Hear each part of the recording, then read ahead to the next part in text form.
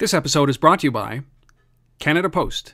Custom solutions for complex problems, brought to you by Canada's address experts. Visit them at canadapost.ca.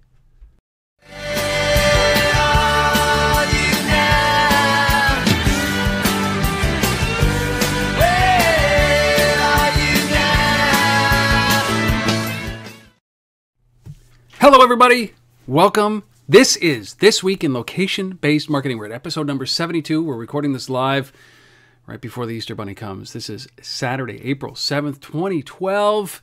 My name is Rob Woodbridge from Untethered.tv. It's that place you come to, you should be coming to find out what's going on in the mobile industry. Not only are we doing video interviews, we're doing podcasts like this one. We're also doing a whole bunch of editorial. It's brand new.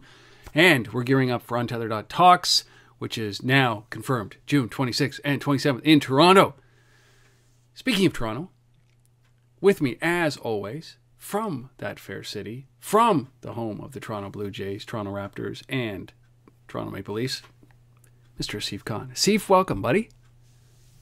Thanks. Yeah, and Asif Khan from the Location-Based Marketing Association.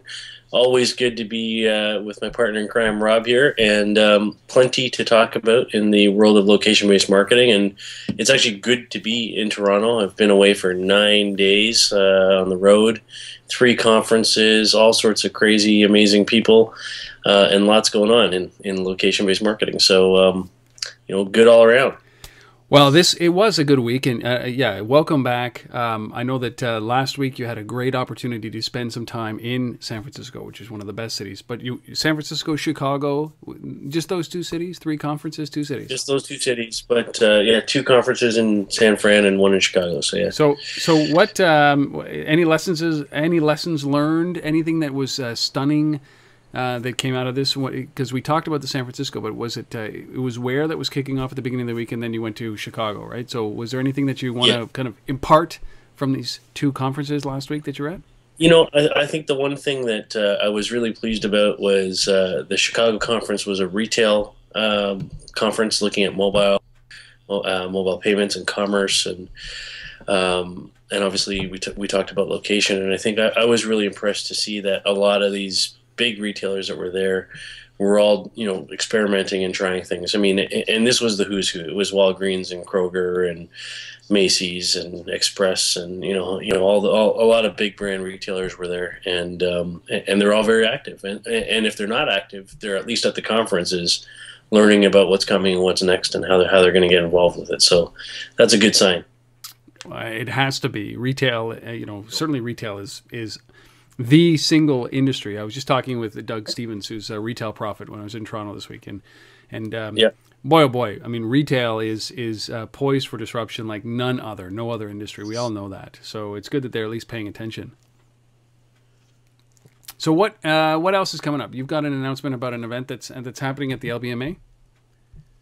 Yeah, we have an event for our Toronto chapter that's coming up on April the 18th, and that's called Geofencing a Geosocial World, and it's all about how to use the data that comes out of location-based service platforms to make better decisions, about where you should be opening that next retail store, or how do we connect with certain people in certain places, or how do we correlate data from one mobile platform with another, or other media platforms, and how do we start to combine data sets? So it's all about the data, and I think we're going to have a great discussion. So if you're in Toronto on the 18th, I obviously encourage you to come out. And information for that's on our website. And that's done with Canada Post, right? Correct. Yeah. Canada Post is the lead sponsor. I like that. So what we've got here is the 18th of April. And where's this thing? At KPMG at Bay and Adelaide. So if you're in Toronto, or if you're not, just hit up the lbma.com, click on the events. It's the top event that you got there. It's up on the screen right now. See if you can show up.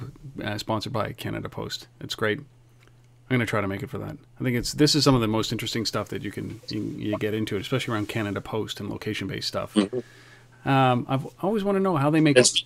Post, we want to thank them for being the sponsor for the podcast this month. And, we really appreciate their support, and, obviously look forward to working with them in the months to come. Oh, yeah. These guys. I'm really intrigued to sit down with Canada Post and talk to them about how they look at location-based marketing, and I think this is going to be a fascinating episode when we finally queue that up. So yeah, we really appreciate them coming on and sponsoring. They are a valuable piece of the Canadian economy. They make things run, so we appreciate that they come on and they've come on and done this. So this week, Asif, we have a packed thing. We've got a couple of 4 stories here around. I mean, I love this. I love UrbanAirship. We're going to be talking about those guys. Talking about Voxeo. Shopkick is in the news again. This time with ExxonMobil. Foursquare. Come on. There's this whole thing around restaurants that we're going to be talking about because Foursquare is getting into with Delivery.com. We talked about Living Social last week and this takeout industry. Our product of the week, actually our interview of the week is with Glancee. Alberto Tretti. I sat down with him. Glancee, a social awareness application. Funding news. We got some, unfortunately, some liquidation news, and we've also got a great resource around location-based marketing statistics. Shall we kick this off? Mm-hmm. Let's do it. All right. First story: Scott Kveton's company, and I love this company. I know you love this company. It's a company called UrbanAirship. UrbanAirship.com. They partner with Meridian. There's a lot of background stuff here. Do you want to just kick it in and I'll see if I can fill in some details along the way? Yeah, so I mean, we've talked about UrbanAirship a lot on the show. These guys are fantastic push messaging platform service, and they partner with Meridian. Meridian was one of the first guys in the sort of indoor location or indoor GPS space. They did some stuff for the American Museum of Natural History, originally, sort of building on top of some Cisco hardware to build one of the first indoor GPS apps and solutions out there. And they've done a lot since, and so they've teamed up with UrbanAirship, and they're basically trying to provide a sort of an end-to-end platform here, which is basically no matter where you are as a consumer or where you are as a merchant, we can sort of follow the location path and message to you all along the way. Is kind of where this is going. So if you're out and about in the shopping mall and you're sort of GPS aware at that point, and we can push to you. We can do that obviously in the standard way that you would do with Foursquare or other things. Through the UrbanAirship platform. But once you get indoors, as you know, and many of our audience know, GPS doesn't work so good. Concrete walls, pillars, all that kind of stuff gets in the way. And so indoor location platforms that use Wi-Fi or Bluetooth or ultrasound or some of those other things are much more powerful and capable of determining your position. And so the idea is no matter where the consumer is, we through the combination of these two companies, we can basically push message to them, whether they're inside or outside. Well, I like UrbanAirship. I've always liked Scott. I've always liked what these guys are doing. This contextualized messaging. I think that this is necessary in stores. One of the big things, or in a building, is one of the big things that was missing. Mm-hmm. So Meridian is obviously big, but they announced something at Where last week as well around what they were doing with the Simple Geo. They bought those guys last year. They shut it down. They announced that they were shutting it down. So they put out this service now, which is basically contextualized. Highly contextualized push messaging through applications, and this was really interesting. I thought, you were at Where. Was this a big announcement? Well, the announcement came after I'd already hopped on a plane to Chicago, but I was obviously following very closely the Twitter stream connected with all the conversation at Where. So, yeah, it was a big announcement. I think it got a fair bit of coverage in terms of Twitter traffic and follow-on discussion. So the product is called UrbanAirship Segments, this is all about contextually targeting, as you say. Mobile audiences by location, time, and a whole bunch of other preferences. So it's all about relevancy, right? And we talk about that all the time on the show. So I think this is a useful thing. And whether you're inside or outside, it's all about how much you can target.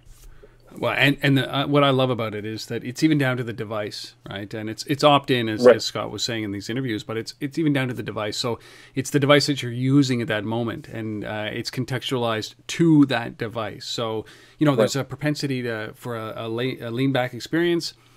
With a tablet on a couch, you might get a different message pushed to you than if you're on the go in the car or in a mall. Sure. There's different incentives that need to be put there, and I think that that's the greatest thing. It's personalized message, one-to-one, but on a mass scale. And I love, this is just the beginning, and it's just another plane that we're playing on. And context, Scott says it so well. He says that quite literally. Location, time of day is only the beginning of this. If we're just doing that, it's not good enough. You have to segment even more down to the device, down to who you are, down to your, at some point it's going to be down to your propensity to buy certain types of shoes even. Sure. And it's the beginning of this. And I love the fact that Urban Airship is doing that. So way to go, guys. Way to go, Scott. I gotta plug. I've sat with Scott twice, right around when they announced their 10 billionth message sent. Now that was in January. They're up to 17 billion in a short period of time. 7 billion in a very quick period of time. But I've sat down with Scott twice, and both interviews are up on Untitled.tv if you're interested in understanding, 6 months ago how they were doing it to now how they're doing it. It's pretty awesome. Big fan of what Urban Airship is doing. Yay! All right, second story. Voxeo launches a location-based services voice app, and this is, I guess, for their their automated voice systems. Yeah, this is one I'm really excited about. I think this has a lot of potential, and it's certainly an area that I haven't seen a lot yet in. So we talk about innovation, we talk about what's different all the time, and certainly this is a little bit different to me. So.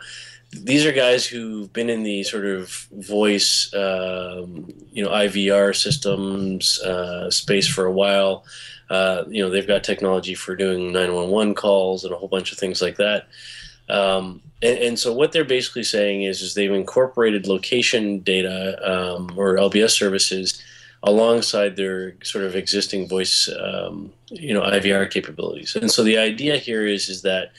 Let's say that, you get a phone call and, even if it's a marketing call, you get a phone call and it's from a marketer that you actually want to talk to, or your bank or whoever. And they want to, they need to verify some information about you to make sure you are who they need you to be, and who you actually are. And so, one of the things, about that is that it can automatically pick up in this context now where you are from that phone's perspective. So it can help with fraud issues, credit card calls, when they call to check, did you make that purchase, and are you actually in Miami right now? And well, I don't know. Yeah, well, but now you can know, right? Because they can figure all that out through this kind of location technology. So it's really interesting. I think this is a good combination of technologies. Yeah, I think that for fraud detection, it's great, and also for something as simple as when you're stuck on the side of a highway, yeah. and pinpointing location, you'll never have to give your location anymore, which is the best thing. Because I don't know about you, but I'm completely lost now without a GPS.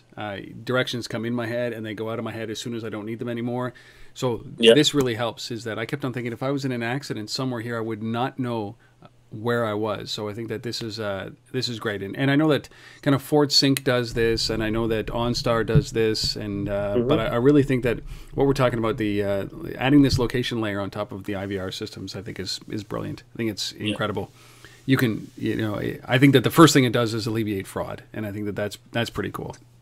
So good, Voxeo doing something logical, very logical, but we don't see a lot of companies doing this right now. Don't know why. Yeah, they were talking about. I was reading the sort of the release in a little more depth, and they were talking about potentially combining this down the road with voice biometrics as well. So that would be cool.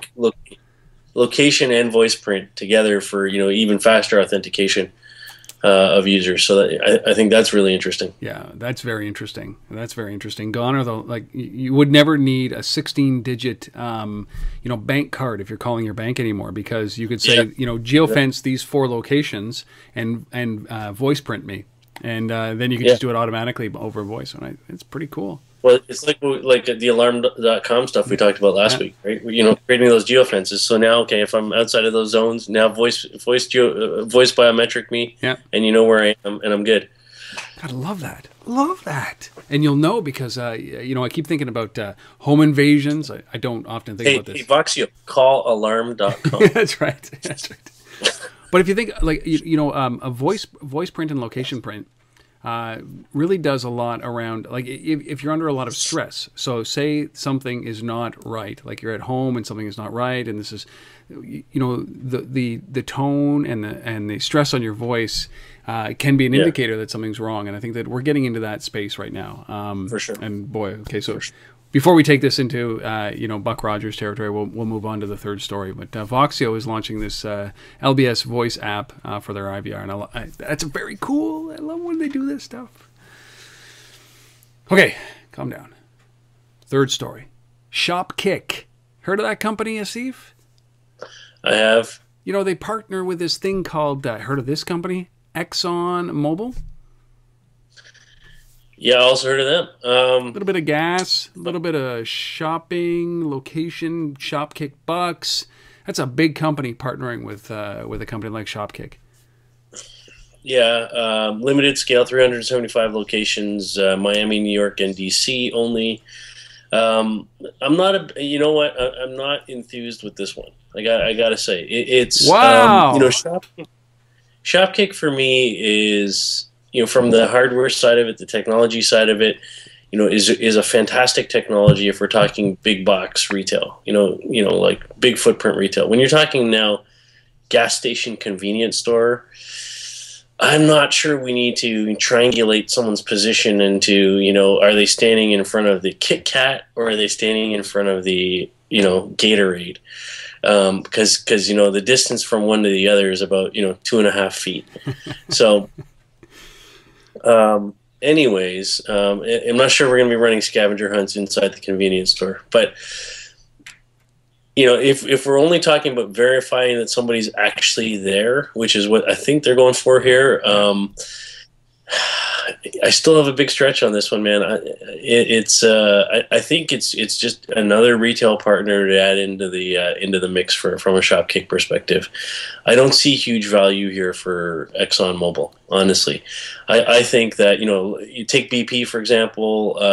BP's had free Wi-Fi across all of their gas station convenience stores in the U.S. for years now. And that's been the draw to get consumers into the convenience store. It's worked pretty well. Every one of these gas station chains has some sort of loyalty program already. So I'm not sure we need to layer on the Shopkick one. Not excited about this one. I don't see any innovation here whatsoever. And I think it's overkill technology-wise for Exxon. Sorry, guys. Well, those are hard. Those are harsh words, Asif. I'm sorry. It's okay. It is. It's just how I feel about it. I like Shopkick. I like the technology. I like the guys. I actually had a fantastic presentation that was given by Evan Tana over at the Wear conference, and full applause to what he was talking about, because what he was talking about is sort of the future of where Shopkick is going, and I thought that was amazing. I won't get into all that here, but this is like, pedestrian. 5 years ago. Yeah, it's pedestrian. This is 5 years ago for me, so I'm not all excited about it. Sorry. Well, I think the idea here is that it's supposed to entice Shopkick loyal Shopkick users into an Exxon gas station. Verify your location there, so you get Shopkick bonus bucks to go and spend in other stores like Target and that kind of stuff. So, they think that this is a way to drive people to that gas station. But last I looked, I don't know about you, like this is I guess this is the competitive nature of the gas industry, especially the pumps, is that it's so freaking expensive now that I'm not picking where I'm going. I'm only picking where I fill my car up based on one thing, and that's the price. I don't care if it's an Exxon or a Shell or a Texaco or a whatever. I don't care. I'm going to the cheapest price because it cost me $100 to fill my tank, and none of these benefits.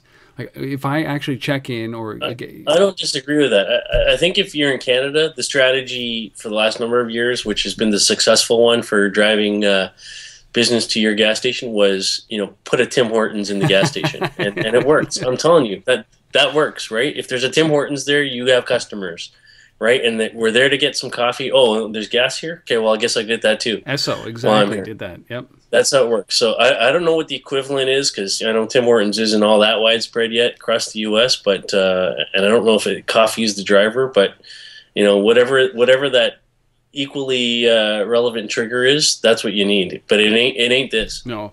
Well, it's also, maybe giving discounts on the price of the gasoline, benefits like that, so that you can use Shopkick bucks to spend on a reduction, or some free gas, but that's not part of this deal. So I'm with you. It's a weird one. It's definitely a weird one. Or just do the do the Amex deal. Yeah. ExxonMobil. Yeah. ExxonMobil. Do the Amex deal. Check in here. Amex will pay $5 of your gas. Exactly. Simple. Simple. And then tweet with Amex, and you'll get another $5 off or something like that. Exactly. Come on. Well, Shopkick, it's pretty lazy, in fact, on Exxon. You're right. I don't like this deal either, Asif. Sorry, I didn't mean to. I wasn't trying to sway you. I was just like, hey. No, there's definitely something. I think that to lure drivers. That's what happens when I get tired. 9 days away. Cranky. I'm drained. Oh, yeah. I have very little energy. I'm cranky. Well, that's right. The bunny, I'm waiting for that bunny. You know what? It's funny because the roles have changed. Give me some sugar, rev me up, The roles have changed here, right? I'm trying to support this. You're like, nah, curmudgeon. But you know what? I swear. Right. Here's some advice for Exxon: lower your prices. I will be a loyal person if you have the cheapest gas in any gas station. I'll drive somewhere to go into an Exxon. Although I don't know, there aren't very many Exxons around me. So, Shopkick partners with ExxonMobil. We don't know why. Shall we put that one to rest? Yeah. Okay. Mercifully done. Our last story tonight is about Foursquare. Heard of them? Here's another company. Asif, do you order food for delivery? I do. Asif, would you rely on Foursquare's recommendation to determine where to order your food? I'm not sure that I would. Okay. But anyways. Well, here's the deal. Foursquare is partnering with delivery.com to do what? I might take a look at the data, but generally I order from the same places, right, that I always order from. So I don't tend to change up and vary my ordering all that much. I do venture out, when I'm physically going out to eat and try different things. But when I'm ordering, it's pizza, it's standard stuff, right? So whatever. Anyways, I'm with you on that, though. I'm definitely with you on that. Is that you have your favorites, but what's going on with this delivery and takeout industry? All of a sudden, everybody's focused on it. Yeah, I think the restaurant and the food ordering business, is certainly heating up. We talked about Living Social, dropping out of their instant play last week, and moving into the restaurant and ordering side of things. Now we're talking about Foursquare partnering with delivery.com. This one's interesting on, I think on two fronts. One is the industry that they're moving to here. The second is that this concept of check-ins in a virtual sense, right? Because this is now you're checking into a website while you're ordering food and making recommendations.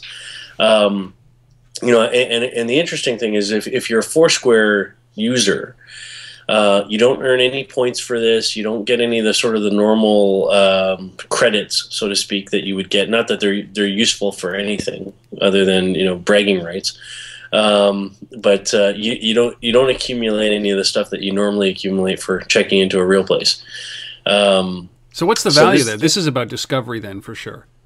This is about discovery. It's about data is really what this is about. This is about Foursquare gaining a whole bunch of data about places that they don't have. Because, delivery.com, is a relatively big service, right? These guys, 500,000 users, 10,000 merchants, something like that. I was reading, so pretty sizable. Yep, definitely. And what makes me what makes this interesting is this is a big industry, but I don't get the idea of checking in other than what's the benefit to me to check into a place that I'm ordering out from, and there's no benefit at all. Unless they decide that the Amex thing I was just talking about previously, which does work is primarily actually on the restaurant side. That's where that Amex Foursquare partnership exists the most. If they want to extend that to online ordering, okay, now I can start to see some value there. So if I've checked into a place online through delivery.com, I'm placing an order and I pay for that order online with my Amex card, and I get that $5 benefit. Okay, now I can start to buy into it. Yeah, that might. But that hasn't been announced as part of this, by the way. That's just pure speculation on potential value on my part. Well, I mean, what is it about? Obviously, this is a big industry, delivery, but the margins are so slim, and the competition is so high because we do have Living Social moving into their restaurant piece. We have Yelp. Yep. We have Foursquare with delivery.com, and we're going to be driving. I mean, Groupon is doing the same thing. Like, everybody's driving now, focusing exclusively on this battle, which is restaurants and takeout restaurants, to be exact. And it's funny that all of these guys all of a sudden woke up and started focusing on the restaurant industry, and it just seems logical, but within a couple of days, all these announcements and relationships and partnerships just kind of happened with Living Social and with Foursquare and Delivery.com. Weird. How does it all happen at the same time? I mean, I don't know. I mean, that's an interesting one. You got to think that there's a lot of information sharing going around that these deals are happening long before they get announced, and lots of people know about them and competitors know about them, and they're like, you know what, we're not going to be one-upped, and if Foursquare is working on, or Living Social is working on this right now, and they're going to be announcing it in the next few weeks, we better have something to complement that or to respond, just as quickly. So that's the only explanation I have for it. But and you can see that. I mean, I think there's a lot of movement, consolidation, and people moving around from one company to the other, and guys leaving Foursquare or guys leaving this one and going to this one, and so you can understand how easily information can flow. Well, the big one in here was Google, who was indexing all of the menus. I think it was in New York City. They were indexing all the menus of the locations in the restaurants. So, I see a collision course happening, and Foursquare getting involved with Delivery.com is only one piece. And I love Foursquare for doing this. For some reason, there might be something here, and it might play with their, Save to Foursquare play a little bit later on down the road. But Living Social's in there, Google's in there, Yelp's in there, now Foursquare's in there. There's going to be a collision. Something's going to happen here. They're all fighting for the same space. Interesting. That's why I love this. And hope some young startup will come up and completely disrupt this takeout space, because we need a little bit of new blood in here. And don't forget, guys like Grubhub and all these other guys are there too, right? Yeah. So they're already there, and they're well funded. These guys, huge funding. All right, so those are the 4 stories. We got UrbanAirship with Meridian. Voxeo launches their location-based service over their IVR. Shopkick partners with ExxonMobil. We both give it a thumbs down. And Foursquare partners with Delivery.com. We're like, well, we'll see where that plays out. What do you think about those? Are those the most important stories you've heard this week? If not, reach out. untethered@gmail.com or sif@thelbma.com. We would love to hear your stories if you got one. And if I could, I'm going to throw one little mini story in. This is just more of sadness, and maybe this is what, I'll save it for the funding piece. Okay. I'll leave it for the funding piece. I'll throw it in there. If it's sad, yeah, I gotta cue up some trumpets or some sad music. Okay. Yeah, it's sad. Those are the 4 stories. Now, that's what we call a teaser, Asif. Way to go, man. That means that they're going to stick around because they have to hear about what's going on in the funding. But before we get there, I had a really interesting conversation. I had a great opportunity to sit down with the co-founder of a company called Glancee. That's GLANCEE.com. And this is a company that we've heard a lot about. Their chief competitor in the space is Highlight. I've sat down with Damien over at Banjo. This is a social awareness and social discovery platform, mobile platform that helps you find out who is around you and then reach out and communicate with those people based on your social sphere, like Facebook or like LinkedIn or Twitter. So I had a great chance to sit down with the co-founder. His name is, I promised him I wouldn't butcher it, Alberto Tretti, who is the co-founder of Glancee. And it was a really interesting interview. This is just a segment of that interview. If you're interested in the whole thing, it'll be live on Wednesday. And if you're actually watching this sometime later in live later on, it's actually up there on untether.tv. But it'll be live Wednesday. I think that's the 11th of April. But please watch this, enjoy this, and then we'll be back on the other side once the interview is done. Here is Alberto Tretti, the co-founder of Glancee. I'm joined today by Alberto Tretti. Alberto, did I do that right? Alberto Tretti. Alberto Tretti, who is the co-founder of a company called Glancee at Glancee.com. That's 2 E's at the end. And what Glancee does, well, you know what? I'm not even going to try to explain it. I'm just going to give it a synopsis of what this industry is. Alberto, why don't you talk about what a Glancee is? Absolutely. Thanks for having me. Glancee is very simple. Glancee is a mobile app that lets you meet new people that have something in common with you. And this thing in common could be common friends, it could be similar interests, or maybe somebody that went to the same school with you or works in the same workplace. And we give you this easy way to know wherever you are, to know who are the other Glancee users near you, and give you a way to connect with them and start a chat and start a conversation with these people. So it really, really, really is about creating relationships from your social graph, ultimately, is what it comes down to, isn't it? So it all starts from your social graph in the sense that you don't create a Glancee profile, but you simply import all the information you have on other networks. Right now, we are focused on Facebook. But then it's about really what's right outside of your social network. So not about really your friends, but with the people that may be your friends next, but they're not within your social graph yet. I love that because it's kind of like 6 degrees of Kevin Bacon, that game that you know, I mean, that's absolutely. This is we're really kind of trying to reduce these 6 degrees to a much lower number, I believe, and technology is amazing for that. It really is, and I mean, I played around with Glancee. I love it. You know, I have the advantage or the disadvantage of being in Ottawa, Canada. I know that you guys are based in San Francisco. You're now in Chicago, but I have the advantage of it because there are very few people that are on it, so I can test these things without kind of exposing my entire social network or getting engaged in it completely. But even just typically when I launch a social application, I will get maybe 1 or sometimes 0 people in my city that are engaged in this. It's a small capital town. But when I launch this, you know, that's what's great about it, is it leverages Facebook, and people within my radius, all of a sudden people started popping up, populating the people that I don't even know, but it shows that where the ties are between myself and that person. You know, we have this in common. We live in the same city. We have a few friends in common. And the goal here is just to spark that kind of conversation. You know, this is really, really, really about creating a different way of building relationships, isn't it?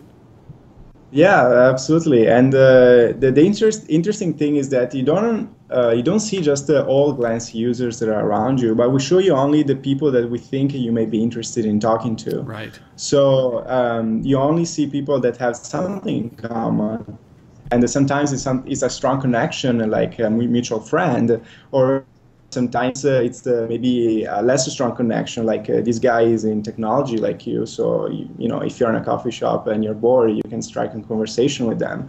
And sometimes people use other signals, like you can write a little bio about yourself, so maybe you can tell what work you do. And we've seen people that use this information as a way to start building business connections. So let's say you want to talk to the CEO of a certain company, and you find that person on Glancee, and that's a great way to really kind of like make yourself available and say, hey, do you want to talk to me if you have time? It's not very invasive. It's very simple. All right, I have to ask. I mean, what was it that attracted you to this space? Why get into this? Why try to reshape the way that we meet people through mobile? What did you? I mean, where was the? Yeah. Well, when we started Glancee, it was a year and a half ago, and what you see now as being a hot trend of these social discovery apps, it didn't exist at all. So basically, we didn't have any way to know who was around us as we go through, as we go about our day. So we had this idea that it would be really cool if you could just plug your phone and have information about what is surrounding you. Not just like Yelp, that is about venues and places, but also about the people that are around you. And I'm foreigner, and also my co-founders are foreigners, so we really experienced the pain of going into a new city, a new university, and having to really rebuild your whole social graph. And there is really no easy way other than just go to events and start talking to as many people as you can. But sometimes you get stuck in conversations with boring people, and where maybe next to them there is somebody extremely interesting that you don't even talk to because maybe you don't have the chance to do that. But so we wanted to create this tool that is like an augmented reality device that tells you, hey, look, that person, you could have a good conversation because of this. That person, is a friend of your girlfriend. And so it gives you sort of an icebreaker to meet the interesting people that are near you. And that was Glancee. Alberto, it was a real pleasure to sit down with him. I love what these guys are doing. It's an interesting play, that's for sure. It's certainly topical. And again, these guys were one of those companies that, same thing that just we're talking about the restaurant industries, that they all landed with a similar type of application, landed at South by Southwest this year. It was a grouping of these applications. I got to ask, Asif, Is this an industry? Is this like the future of dating, or is this just? What are your thoughts on what's going on here with Highlight, Glancee, Banjo? This has got obviously just the beginning of this kind of social discovery and friend discovery and acquaintance discovery that's coming down the road. Yeah, I think personally, there's two sides to this from an opportunity perspective. One is the one that they're exploring right now, which is finding like-minded people around us, common interests, all that kind of stuff. And there's a lot of players emerging in the space. You mentioned them. Intro is another one that we talked about on the show a while back. So there's quite a few. Banjo, that you've already mentioned, which is one of my favorites. And I think this idea of just connecting with a whole bunch of social networks and sucking that data in, whether it's LinkedIn or Foursquare or Facebook or what have you, and then basically surfacing that data to say that, so-and-so is near you right now. Some of them, only show you people that that are near you right now. Others show you, just great on wash that are near you right now. Some have different views on privacy than others. So I think there's a lot of gray area and confusion at the moment around what this means from a consumer perspective. And I think, while they're all growing of some note in terms of user base, I don't really know what the use case is, and I don't really know what the revenue model is for this on the consumer side.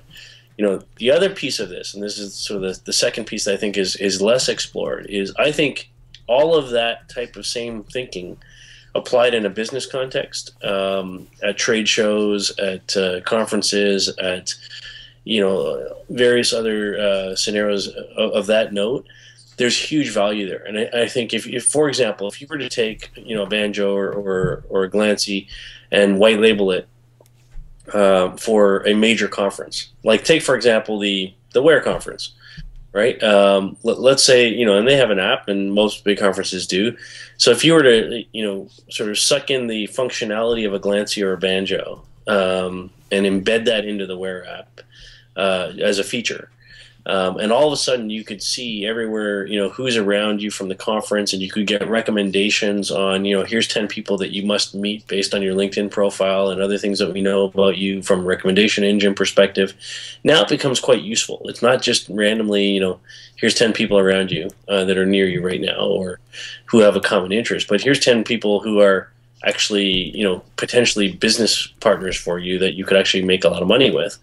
I think that's a whole different story. And I think, guys like, like a Glancee or Banjo could actually license, or sell, their technology, as a white label service to a number of players. So anyways, not to spend too much time on it, but that's sort of where my head's at in terms of next steps for some of this. It's I mean, very astute. I'm just pulling it up. If you go to glancee.com /events, glancee.com/events, they have a similar offering that they're moving into that they've just announced, which is that equivalent. I think that events are big, but again, where's LinkedIn in this thing? This should be LinkedIn's house, and they're getting stomped on with what these guys are doing. Especially in the event side. Glancee has one of these things, so.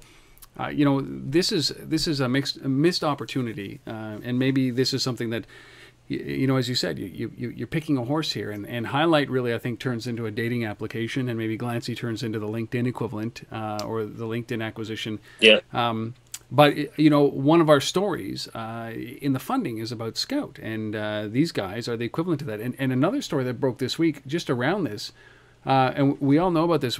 I'm just pulling it up right now, which is Girls Around Me, which was the creepy side of this, this social side, where it basically was pulled from the App Store because it was showing this is information that's available through Foursquare. It's readily available. Yes. They just put a creepy skin on it that said it was called Girls Around Me, which is basically an application that distinguished men from women and showed you any woman who checked in around you. Creepy. So there is a scary side to this, and I think that there's a theme through this show. From now on forward, when we talk about Skout and we talk about our resource of the week, where you just there's good and there's evil sides to this, and we just got to be careful what it is. But I was impressed with Alberto. I'm impressed with Glancee. I love Banjo. We talked about them last week up to here. Huge props for Damien and what he's doing over there. This is an interesting space to be a part of. But when you see things like this, where Girls Around Me, it just kind of it sours this kind of business. So we're going to play this out. But I really enjoyed sitting down with Alberto, and hopefully you guys enjoyed that piece. So that's our product. That's our focus for the week. So go to glancee.com, glancee.com. It was fun to do. It's fun to be with them.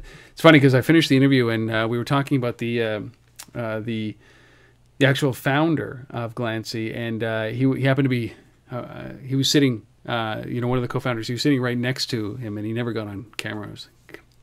So he just was overseeing what was being said. It was fun to. Anyways, it was fun interview. Glancee.com. Should we jump right into the funding then, Asif? Let's do it. All right. The night is getting late. Asif his fever's at 107. He's about to pass out. He's actually strapped into his chair so he doesn't keel over. All right, so three announcements. Two funding announcements and one unfortunate news, and then of course your teaser, which we will save for the last story here. Let's start with the first story, which isn't great, which is a company called Geosentric actually selling its assets. Not so good. When you hear that, that's not so good. Yeah, no, this is the first sad story of the group today, and this is a Finnish company. So Geosentric that's Geocentric with an S, Sentric. So they came out on Tuesday and said that they're disposing of all their assets. They haven't been able to raise any additional funding to continue operations, and it's unfortunate when you hear these things happen. And these are guys who've been around for a little while. The location-based social networking platform, So if you're trying to get into this business and you might be looking for a kickstart, here's some assets that you might want to pick up. I don't know if there's any patents or anything that comes with it, but there's definitely some technology there. So Geosentric out of Finland. It's too bad. And I guess that's geosentric.com, geosentric.com.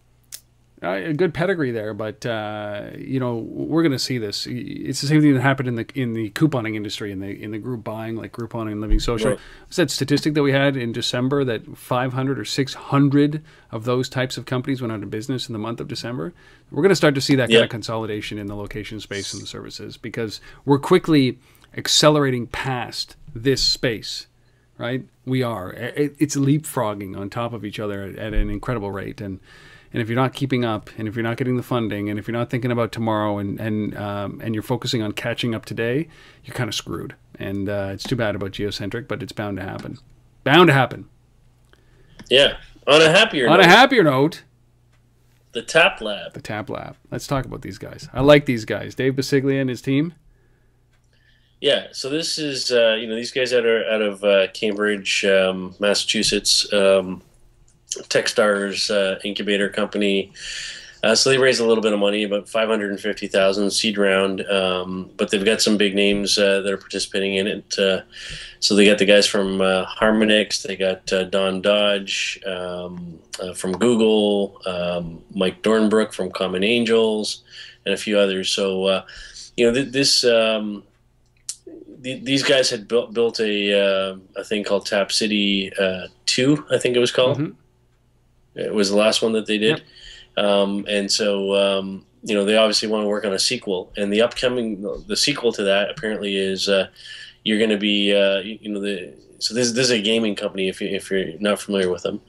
And so they do these sort of role-playing type of games and, lived out in a sort of real world, so to speak. And so the idea here is, location-based gaming. And this time, in the upcoming sequel, players, you do jobs at real-world places like Starbucks or things like that, and you earn virtual income for doing those jobs. So it's kind of interesting. And I could see it being quite successful. Yeah. Anyway, I sat with Dave Basiglia. When was it? I'm going to pull it up here. Last September, just when they launched their application, and you'll see by the graphic that you see up on the screen, if you're not watching the video, you should, because there's now reason to watch video other than just looking at the eye. But when I started with Dave, he was the average time spent on his game, Tap City, was 25 minutes a day, and I was just astounded by that statistic. 25 minutes a day. Yeah. How do you get people to do that? And it's Dan Dodge that invested in this company, right? From Google. Yeah. What he said was that I'm going to pull up a quote because I don't want to bastardize it, but I'm going to pull it up here. I'm going to pull it up on the screen here. It's a comment that he made in a TechCrunch article. You're not going to be able to read it on the screen, but what he says is, I have 4 basic areas I look at when I decide to invest: mobile, social, location, and games. When I see a company that does 2 of the 4, I'm interested in. When I see a company that does 2 of the 4, I'm interested.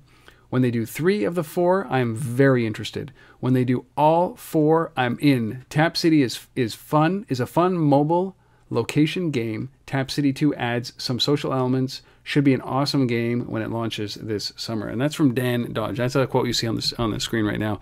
That's a big endorsement for Dave and his team. And I love this. But 25 minutes, man, 25 minutes a day.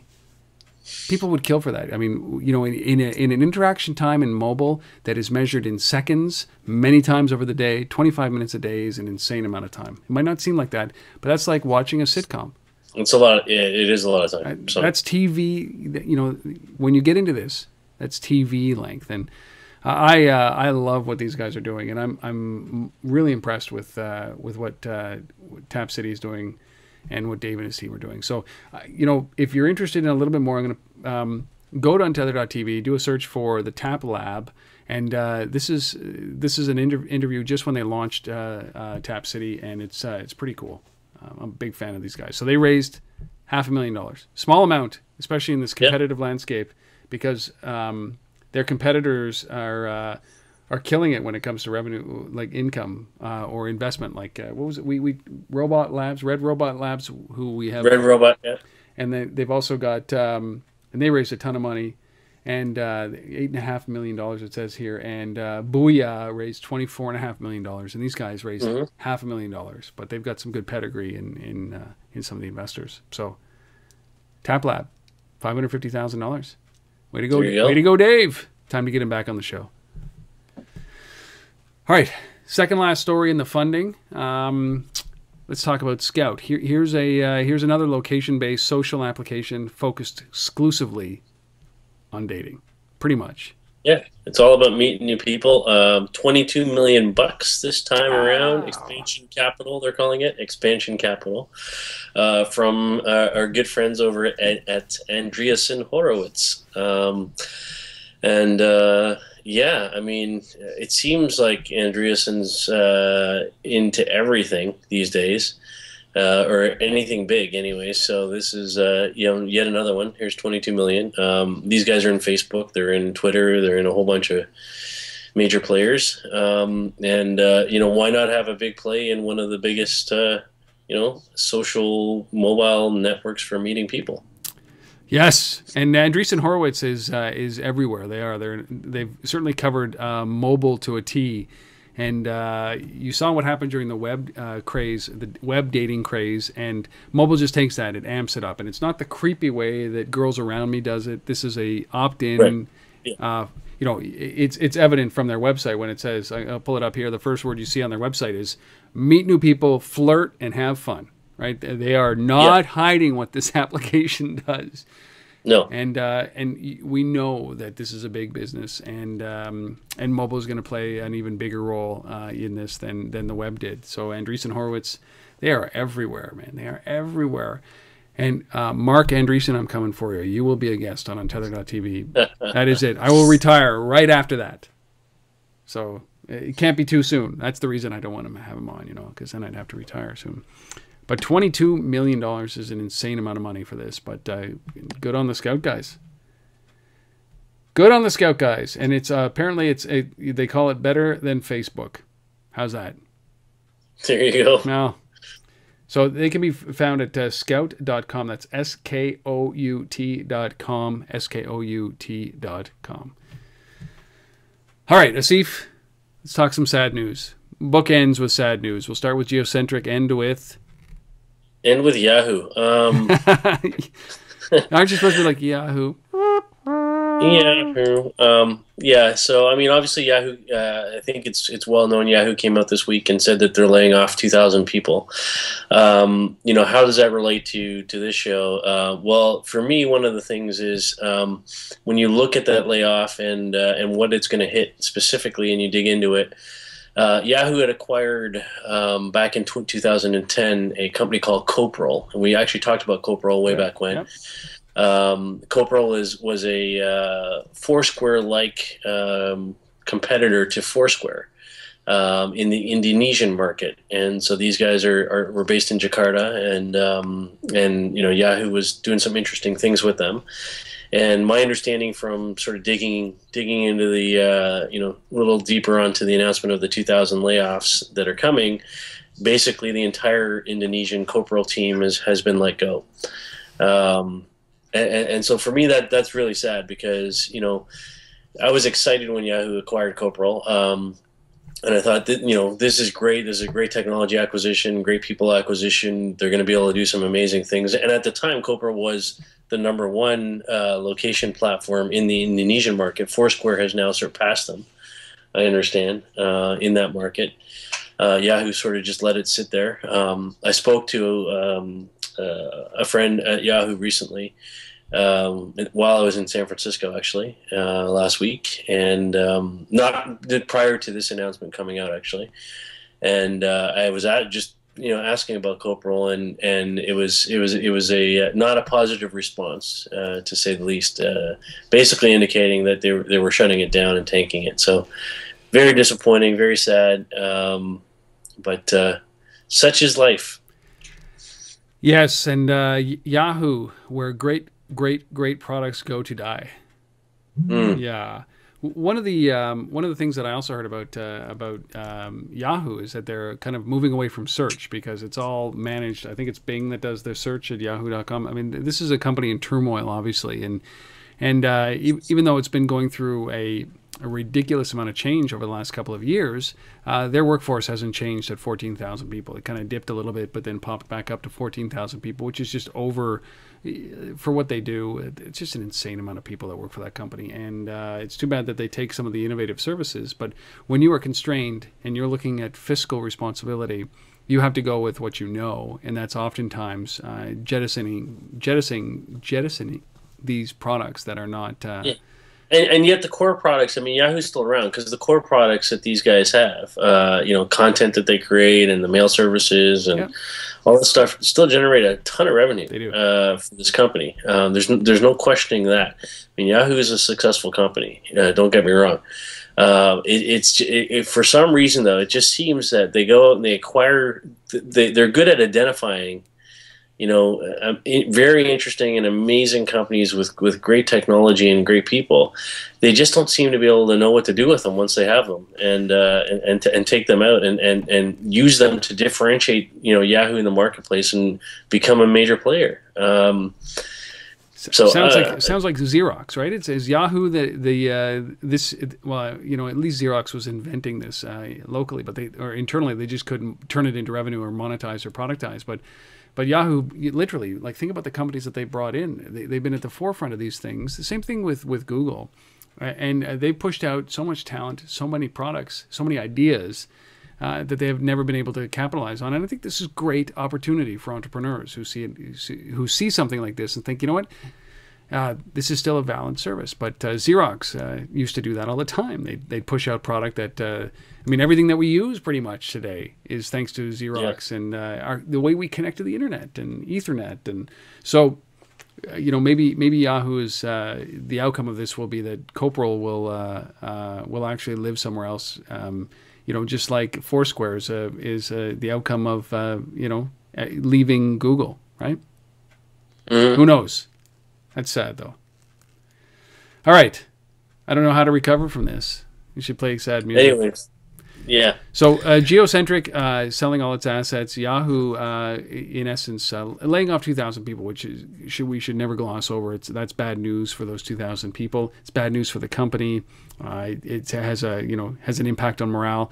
But also, if it is true that Coprol is no longer going to be there, that's bad for that product. So much anticipation around what they were going to do with it. On a good front, the Tap Lab raises $500,000 in seed funding, and Skout raises $22 million. So I'm going to assume that they're hiring. Yeah, you got to think so. They're hiring. So, all right, let's finish it off. Asif, before we all fall asleep and the Easter Bunny knocks on our door and doesn't come by and deliver some candy for our kids. The resource of the week. This is an Osaka study that talks about how many people, or the percentage of people that use location-based apps on their smartphone. Let's take it away.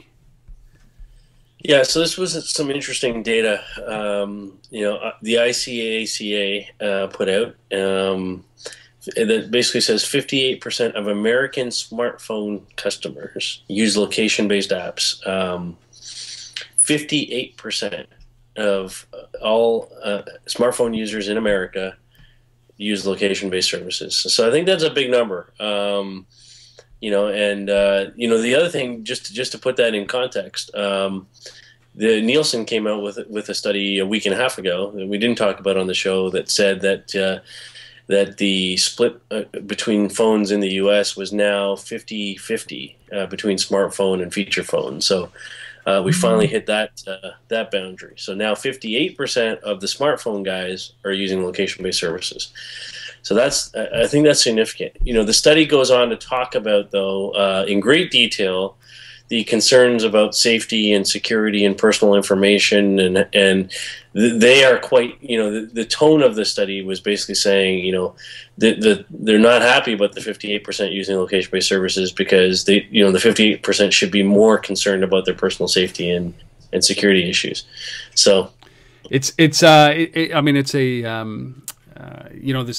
survey is great. It's 58% using location-based apps, but 43% don't read the acceptable use policy, or the EULA, that Right. come with these apps.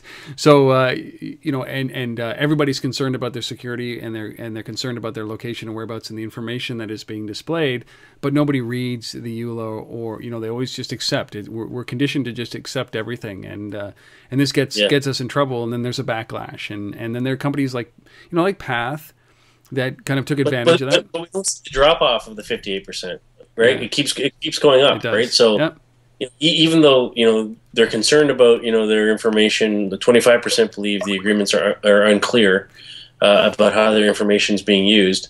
It doesn't seem to stop us from using it, because why?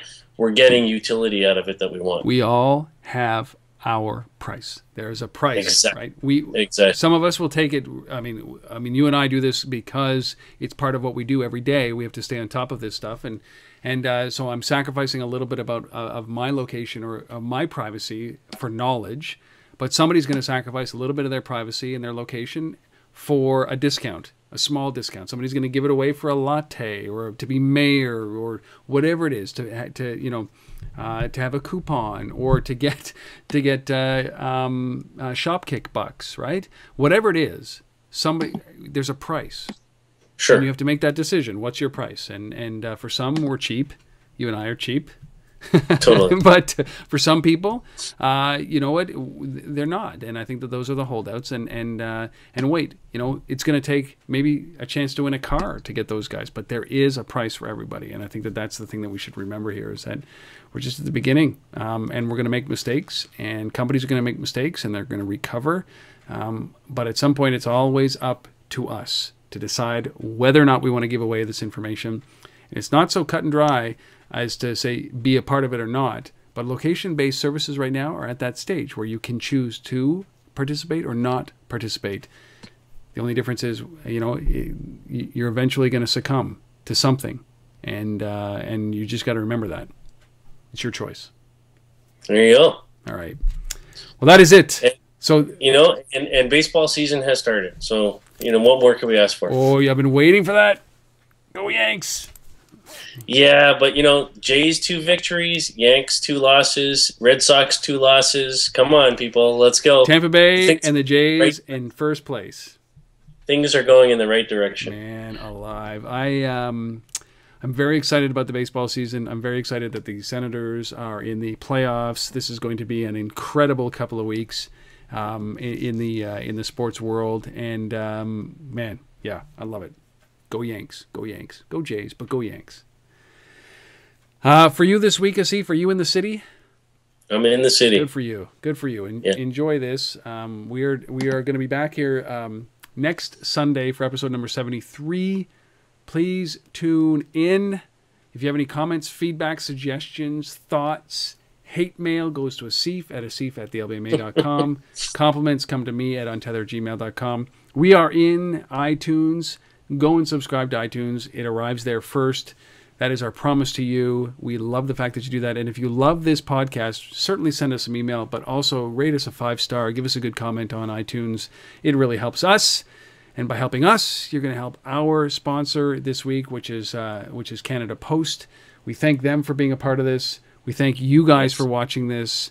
We will see you next week for episode number 73 of This Week in Location-Based Marketing. Asif, go get some sleep, man. Thanks, and thanks to all our fans and followers. Keep the feedback coming on Twitter and email, and thanks to Canada Post as well. Cheers. See you guys next week.